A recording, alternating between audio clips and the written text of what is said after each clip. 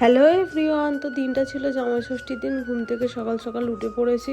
জামাটা এখন আয়রন করে নিচ্ছিলাম আমি, কারণ আমাদের বিকালবেলায় এক জায়গায় ঘুরতে যাওয়ার কথা আছে।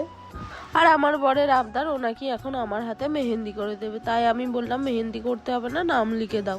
রেডি হয়ে বেরিয়ে পড়েছি। তো যেতেই তো মা আগে শরবত খেতে দিয়ে দিয়েছে। তারপর নতুন জামাইয়ের জন্য এখন আম কাটছিল মা। আমার দাদু নিজে হাতে ঘরে দই পেতেছে, আর খেতে না খুব টেস্টি হয়েছিল দইটা। মা এখন ওকে সব খাবার সাজিয়ে খেতে দিয়ে দিয়েছে। আর হ্যাঁ, এটা না আমাদের প্রথম বছর জামাই ষষ্ঠী। দেখো, ও খেতেই ব্যস্ত। তারপর দুপুর হয়ে গেছিল, মা ওদের খেতে দিয়ে তো খাওয়া দাওয়ার পর আমি এখন একটু ছাদে গিয়ে দই খাচ্ছিলাম আর ম্যাঙ্গো জুস খাচ্ছিলাম। আর আমার মা এদিকে দই খাচ্ছে, সেটাই দেখাচ্ছে। তার মধ্যেই দেখি আকাশে খুব মেঘ করেছে। তো ঘরে বসে বসে খুব বিরক্ত লাগছিল, তাই আমি আর আমার ভাই একটু মাঠে ঘুরতে যাচ্ছিলাম।